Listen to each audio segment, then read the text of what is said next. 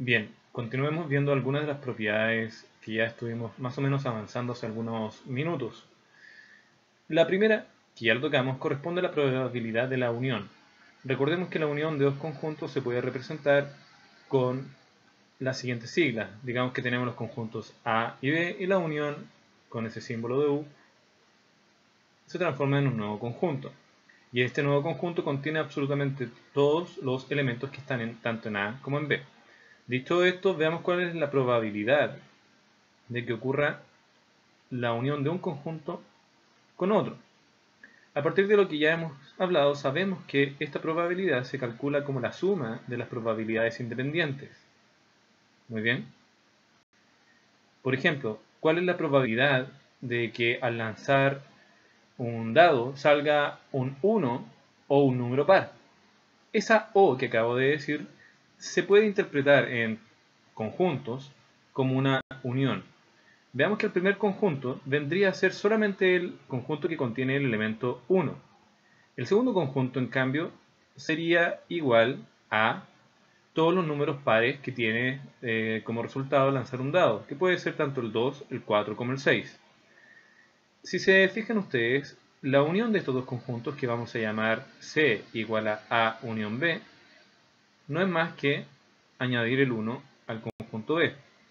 De esta manera, a partir de lo que ya sabemos de probabilidades, tendremos que la probabilidad de C, es decir, la probabilidad de la unión, es igual a, hagámoslo como nosotros ya sabemos hacerlo, que es contando la cantidad de elementos. Tenemos 4 elementos dividido por la cantidad total de elementos. Al lanzar un dado, sabemos que los resultados posibles son 6. Por lo tanto, esto es 4 dividido en 6, que al simplificar me queda 2/3, que en su expresión decimal esto es igual a 0.67, hasta ahí lo dejamos. Veamos si se cumple que la suma es efectivamente lo mismo. De acuerdo a lo que acabamos de ver, la probabilidad de la unión es igual a la suma de las probabilidades independientes. Por lo tanto, si sumamos la probabilidad de A, es decir, que al lanzar un dado me salga un 1, tengo un sexto, porque solamente tengo un elemento en ese conjunto. Y vamos a sumar la probabilidad del conjunto B, que equivale a 3 partido en 6.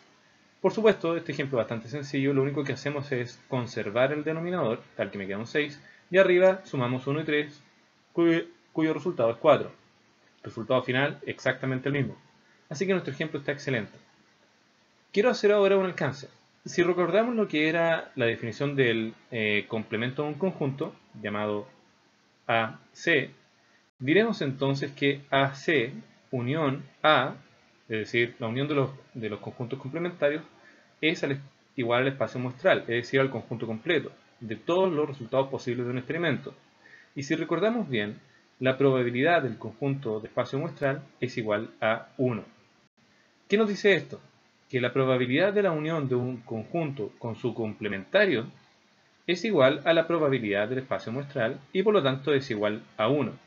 Y a partir de la definición de probabilidad de la unión, que es igual a la suma, tenemos que la probabilidad de la unión de conjuntos complementarios se puede representar como la suma de la probabilidad de un conjunto más la probabilidad del conjunto complementario. ¿A qué voy con esto? Es que si despejamos la probabilidad de cualquiera de los dos, ya sea de A o su complementario, vamos a obtener que la probabilidad de un conjunto, de una serie de resultados posibles, siempre se puede calcular como 1 menos la probabilidad de su complementario. Un ejemplo muy sencillo puede ser también en el espacio de resultados posibles del lanzamiento de un dado, sería calcular cuál es la probabilidad de lanzar un número impar, de que al lanzar me dé como resultado un número impar.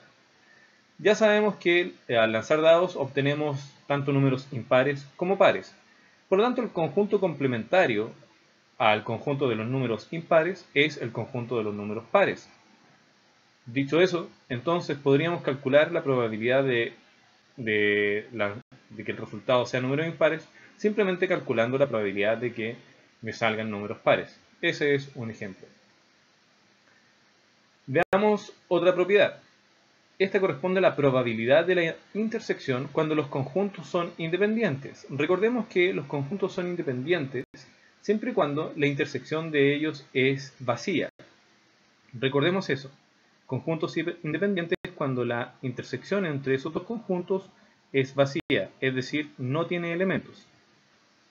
Cuando se tiene eso, la probabilidad de A intersectado con B es igual a la multiplicación de de la probabilidad de A con la probabilidad de B. Ejemplo. ¿Cuál es la probabilidad de que al lanzar un dado me salga un número menor que 3 y par? ¿Ok? Veamos el primer conjunto. Recordemos que sea menor que 3. Eso es 1 y 2, ¿cierto? Porque solamente tenemos que los resultados posibles son 1, 2, 3, 4, 5 y 6. Y los números que son menores que 3 son el 1 y el 2. Y además que sea par. Recordemos eso. El conjunto B, vamos a tomar los números impares del lanzamiento del dado. Es decir, el 1, el 3 y el 5. Ahora, la probabilidad de A, lo vamos a calcular ahora, es igual a 2 sextos. Y por otro lado, la probabilidad de B es igual a 3 sextos. Si multiplicamos, tal que de esta manera obtenemos la probabilidad de que sea menor que 3 y además impar, obtenemos que la probabilidad de este suceso es igual a la probabilidad de A, que es 2 sextos, por la probabilidad de B, que es 3 sextos. Si multiplicamos, nos vamos a fijar que arriba tenemos 6 y abajo tenemos, 6 por 6. No hago el cálculo de la multiplicación porque se van a simplificar y el resultado me queda como 1 partido en 6. Ahora alguno de ustedes hubiera dicho, oye, el ejercicio es súper sencillo, podríamos haber visto que en el conjunto A efectivamente tenemos dos elementos. Y de estos dos elementos solamente hay uno de ellos que es impar, que es el 1. Por lo tanto, la probabilidad de un evento que cumple con ambas condiciones, es decir, que el resultado sea menor que 3 y además impar, tiene que ser la cantidad de elementos posibles, que ya sabemos que es solamente el 1, y la cantidad de resultados posibles que son 6. Y vamos a llegar a la conclusión que efectivamente la probabilidad es igual a 1 sexto. Por lo tanto, verificando esta propiedad con un ejemplo muy sencillo. ¿Ya? Lo que quería simplemente con este ejercicio es demostrarle de que efectivamente esa propiedad se cumple. Cuando los conjuntos son independientes. Ojo, esa es la restricción, que cuando intersectamos los dos conjuntos me da una cantidad de elementos vacía, o cero. Por lo tanto, en problemas un poquito más evolucionados que este, podría ser necesario utilizar esta metodología, que espero que no olviden. Continuamos con algunos ejemplos. Veamos la probabilidad de que al sacar una carta de un naipe inglés salga un as, una carta cuya pinta es trébol, cuya pinta es diamante o espada, cuyo valor es 3 y su pinta corazones. Muy bien. La primera. Veamos, un naipe inglés es aquel naipe con el cual juegan al carioca, con el cual sus abuelas jugaban alguna vez al canasta, o ¿qué otro tipo de juego? Al blackjack, etc. Se caracteriza por tener 4 pintas y cada pinta con 13 cartas sin contar el joker. Esas cartas serían el as o el 1, 2, 3 hasta el 10 y después J, Queen y Kaiser. O sea, como sea que lo llamen, pero tienen en total 13 cartas. Lo interesante de acá es saber que por cada pinta tenemos un as y en total se tienen 52 cartas. Por lo tanto, la probabilidad del conjunto, llamémoslo A1, en referencia al problema 1, no es más que 4 partido en 52. Muy bien, bastante sencillo. Esto no es más que recordar la definición de probabilidades. Veamos la segunda pregunta. Hay que calcular la probabilidad del conjunto A2. Nos está pidiendo la probabilidad de que al sacar una carta su pinta sea trébol. Recordemos que hay un total de 13 cartas que son trébol, de un total de 52 cartas. Recordando un poco que 52 es lo mismo que 4 por 13, de hecho lo tenemos anotado acá arriba, nos queda que si simplificamos me queda 1 y un 4, de tal manera que la probabilidad es igual a un cuarto, o igual a 0,25. Perfecto, hemos continuado con ejercicios sencillos. Compliquémoslo un poco. Dice, una carta cuya pinta es diamante o espada.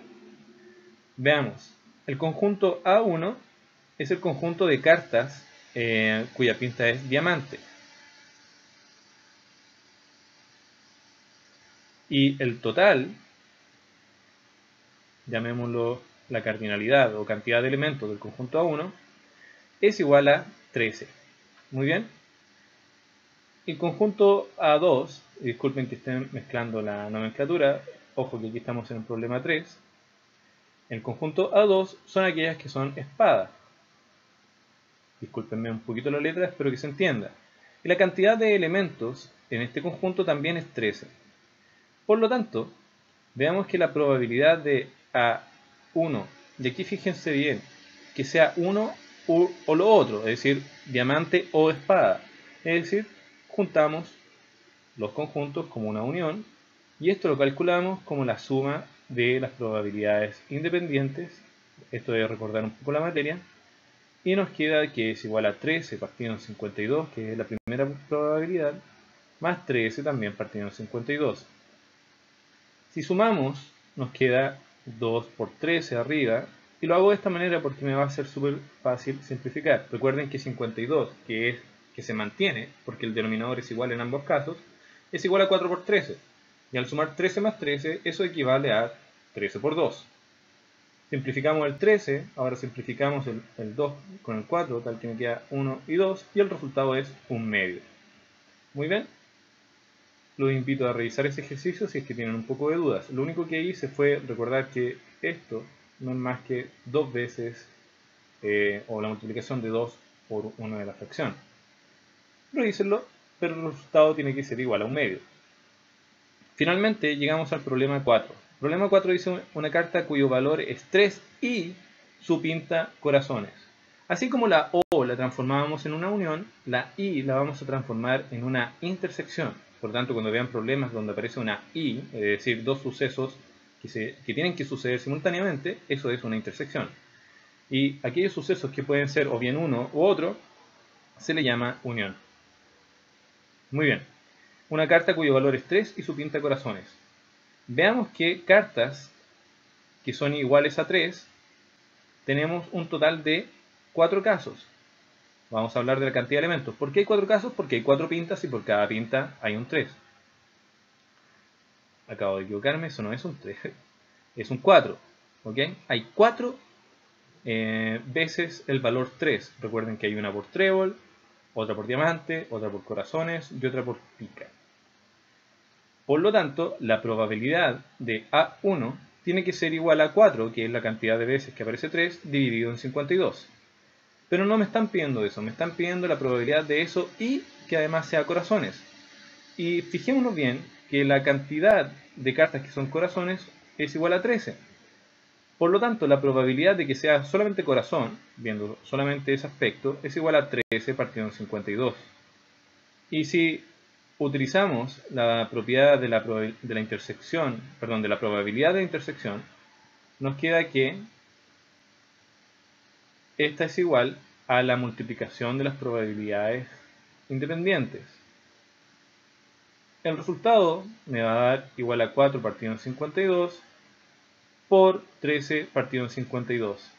Y dado que la multiplicación de 4 por 13 ya es 52, lo puedo simplificar con algún otro 52 y me queda 1 partido en 52. ¿Perfecto? Continuemos si es que ya han entendido. Si no, los invito a revisar nuevamente esta parte de la clase. Así llegamos a lo que podemos entender como una relación con la estadística.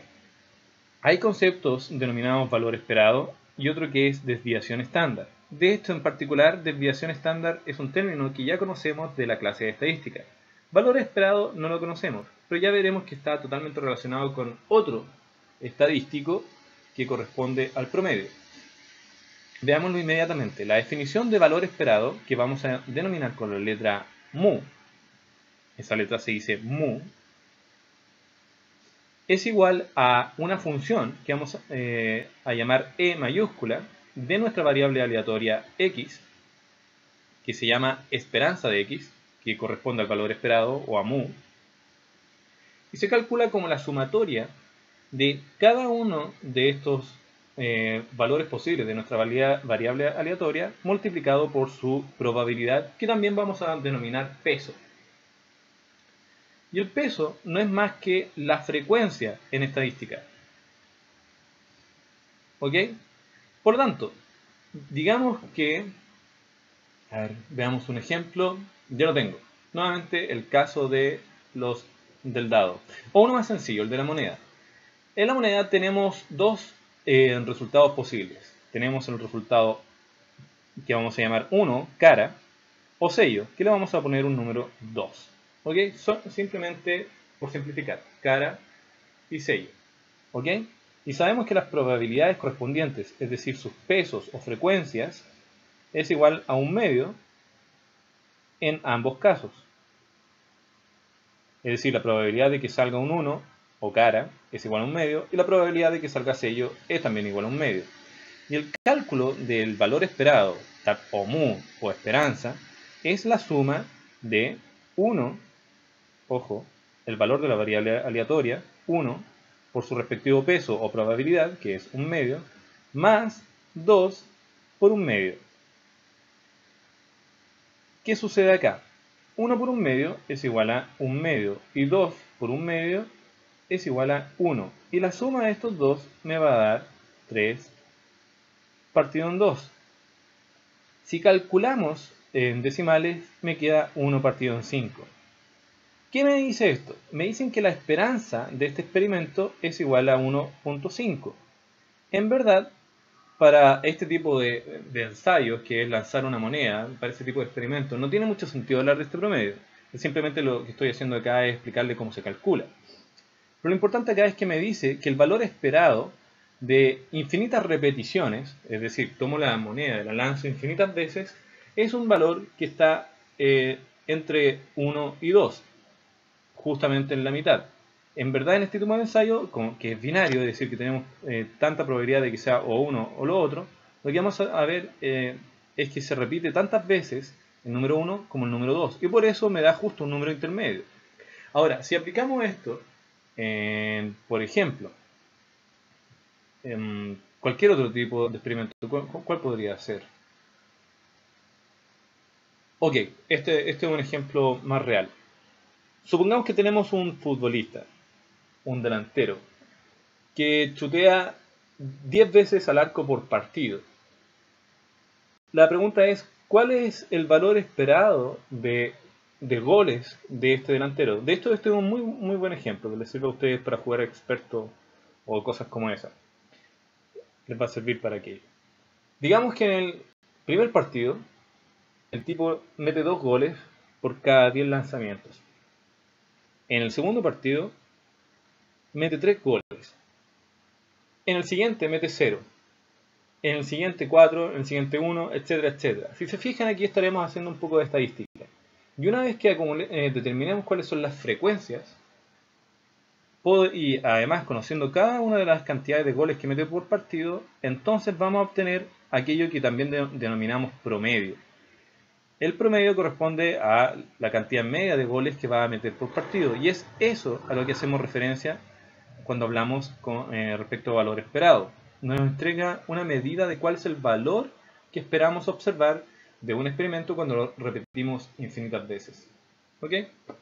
La desviación estándar, por lo tanto, sigue el mismo principio o el mismo comportamiento que habíamos definido ya en estadística. Se define de la misma manera y se calcula como, ojo, aquí me faltó una raíz cuadrada cuando se calculó esto, como la raíz cuadrada de la varianza de x, que se calcula igual a la suma de cada valor obtenido en nuestros experimentos, restándole la esperanza o el valor esperado. A esa resta lo sumamos al cuadrado y luego lo multiplicamos por el peso de cada uno de estos eventos. Por complejidad y espacio no vamos a resolver esto, pero es bastante sencillo. Supongamos de nuevo que hagamos un ejemplo sencillo, muy sencillo. En el caso de la moneda, lo que vamos a obtener es igual a, fijémonos en el primer resultado, 1 menos 1,5, que era el valor esperado, elevado al cuadrado, por 1/2. Es decir, ya tenemos el primer caso. Ahora sumamos para el segundo caso, que era 2 menos 1,5 al cuadrado por 1/2. Muy bien, esto me va a dar 1 menos 1,5 es menos 0,5. 0,5 es 1/2, por lo tanto me queda menos 1/2, que el cuadrado se transforma en 1/4 por el 1/2 que tengo afuera, más 2 menos 1,5 es 0,5, también al cuadrado me queda 1/4 por 2, bueno, me queda de esta manera. Y dado que estamos apurando un poco esta clase, esto es como multiplicar por 2, se va a simplificar, y me va a quedar que el resultado es igual a 1/4, que también es igual a 0,25. Y ojo, a todo esto le tengo que sacar la raíz cuadrada. La raíz cuadrada de esto me da como resultado 0,5. Por lo tanto, nosotros podemos representar, ojo, podemos representar nuestro experimento a partir de estos dos valores, valor esperado y desviación estándar. Si a ustedes les interesa saber, sin necesidad de ejecutar el experimento, conocer cuál es el valor que podrían esperar y entre cuál es el rango en el cual tengo la mayor probabilidad de encontrar ese resultado, entonces podemos decir que nuestros resultados posibles son igual a mu más menos la desviación estándar, es decir, 1,5 más menos 0,5. Y si nos fijamos bien, justamente cuando restamos 0,5 estamos en 1 y cuando sumamos 0,5 estamos en 2. Entonces nuestra variable aleatoria siempre va a estar o tomando el 1 y el 2. Ojo, que en nuestro ejemplo hemos trabajado con variables discretas. ¿Por qué las decimos discretas? Porque decimos que la cantidad de elementos del conjunto de resultados posibles es finito. Es una cantidad finita. Es decir, cuando lanzamos monedas tenemos 2 resultados posibles. Cuando lanzamos un dado tenemos 6 resultados posibles. Pero cuando tenemos una variable continua podemos tener infinitos resultados posibles. Por ejemplo, resultados en la recta real. ¿Ok? En ese tipo de casos hablamos de variable continua. Y ahí efectivamente tiene sentido hablar de que nuestra variable aleatoria tomará valores entre un valor y otro por completo. En este ejemplo de moneda solamente tomará valores o 1 o 2. ¿Ok? Tengan eso en mente.